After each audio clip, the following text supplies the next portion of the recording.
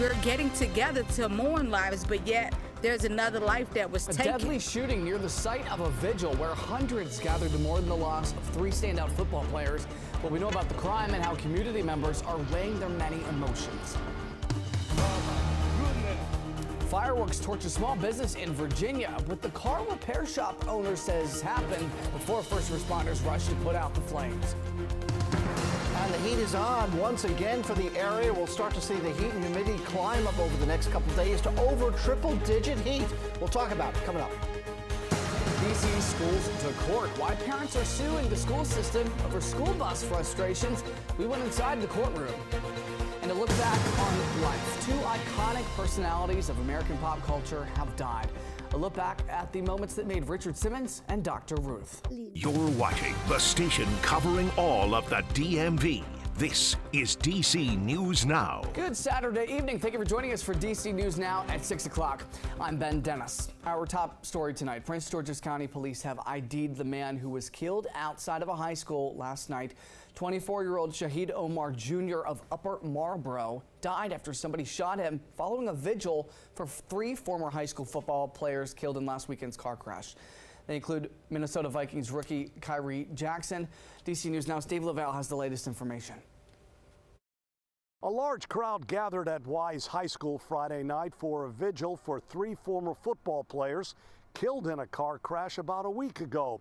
But violence claimed another life shortly after the program ended. It just shocked me. Kimberly Smith attended the candlelight vigil and had left just moments before gunfire erupted.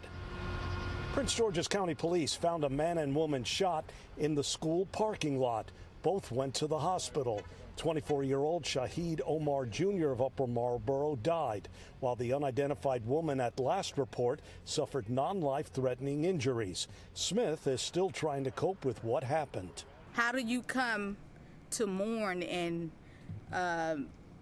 such a sentimental moment, and then you have to lose another life unnecessarily? We are still in the preliminary stages of our investigation. Captain Sonny Bath is with Prince George's County Police.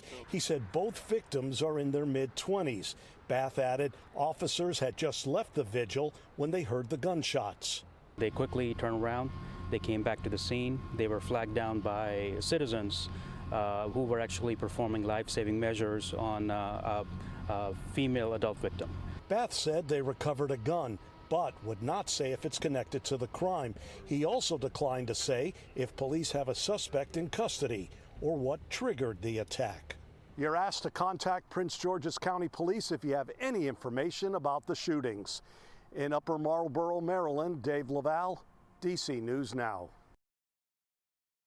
To weather, Scott Sumner standing by, where we're already talking about feels like triple-digit temps, man. What's new, Ben? Nothing. Really? Can't catch a break. It wouldn't be a weekend in the weather department without heat out there, right? Hey, 95 degrees. We got partly cloudy skies. It feels like it's 99 degrees, but that feels like temperature will become the actual temperature here as we go throughout the next couple of days, making it feel even hotter than what we have outside right now because the humidity is going to be climbing too. It's in check now, but it's certainly going to rise here starting tomorrow and going into the beginning of a new work week. All right, you guys are probably tired of me saying it, but here we go. There are the temperatures throughout the evening, dropping down to about the middle 70s here in the district overnight tonight. And the temperature change from yesterday to now, the last 24 hours has risen in some cases some double-digit mark from 10 to 15 degrees warmer in places, but warmer everywhere at this moment compared to where we were at this time yesterday. And yes, we're going to be staying steamy here Sunday, Monday, Tuesday. We continue to climb that stepladder of heat as we go throughout the next couple of afternoons as the humidity continues to climb. Just stick around and I'll have that 7-day forecast for you. I don't know if it's going to be shocking to some, but certainly it may. Ben? All right, Scott, we'll see you in a moment.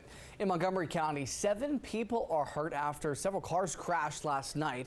Officials responded to I-270 between exit 6 and 8 in Rockville around 11 p.m.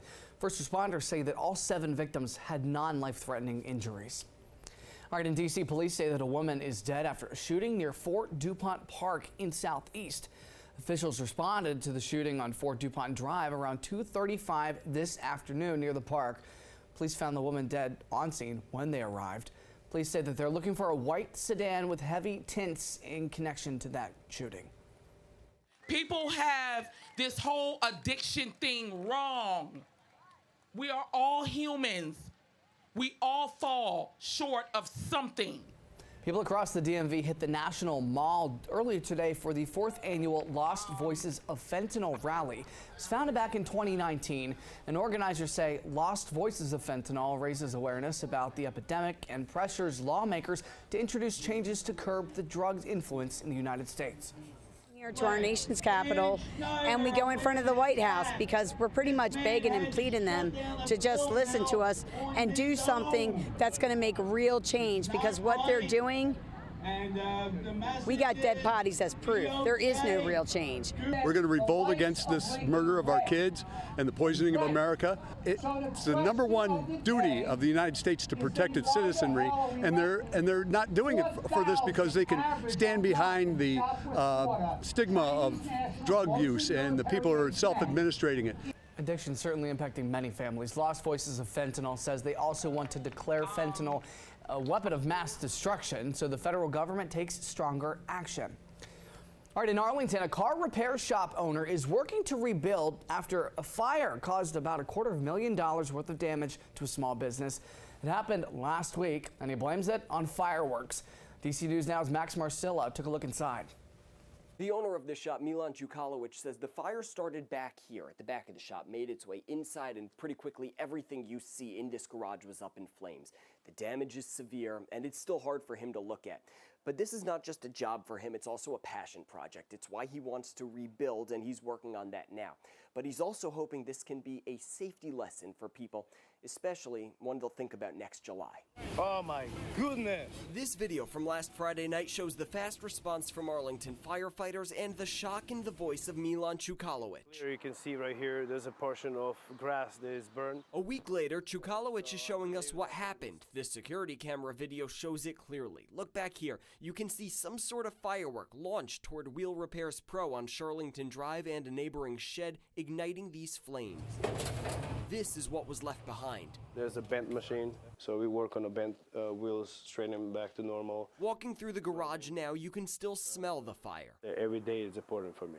I know it's going to take some time, but every day is important for me to get back on the feet again. Chukalowicz is working with insurance and the fire marshal to recoup the losses. He moved to Northern Virginia from Serbia more than 15 years ago, and his love for these cars is what started his business. He's motivated to not let this end it. He wants other businesses to make sure they protect themselves. You never know what's going to happen. And stands as an example of the dangers of fireworks. What's your message to people? We're going to have July 4th again next year, and people are going to have fireworks. What would you say to them? Like everything. If you drive a vehicle and if you're drunk, you're supposed to be home or whatever. Like, same. If you operate with the firework, you know what is legal, what not. In Arlington, Max Marcilla, DC News Now.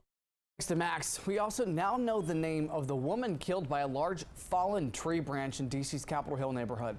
Police say the 35-year-old Sarah Noah was killed Wednesday morning just before 7:30. A witness tells us that she was walking her dog at the time. According to officers, witnesses heard multiple loud pops and cracks at Garfield Park before that branch came crashing down on Noah, pinning her underneath. They tell us that she was not conscious or breathing when they got there. Happen to any of us. There's been so many times where I'm walking my dog and I have my headphones in and just making sure she gets her walk in before we really start our day. DC's Department of Transportation Urban Forestry team says the tree was in good condition back in 2022 when an inspection was done. In a statement, the agency says all mature trees are being inspected. Well, DC police have arrested and charged a woman for murdering a baby early last year. 35-year-old Christian Borden is charged with first-degree murder. Police say that 5-month-old Kenneth Watson was found unconscious inside of a home, taken to the hospital where he died days later. An autopsy revealed the baby died of complications due to blunt force trauma. That investigation is ongoing. And over in Maryland, newly revealed Purple Line trains, well, they set to start taking passengers from Bethesda to New Carrollton and everywhere in between by the winter of 2027. But getting here has, of course, taken years. With money being one of the biggest challenges, the delays it caused continue to be on people's minds who would use the Purple Line. Still, the latest reveal is welcome news. Like the Mecca, and Maryland kind of gets left behind a little bit. So this connects Maryland in a way that we need to. And a reminder, the Purple Line is not part of Metro. Track testing is likely to begin at the end of the year.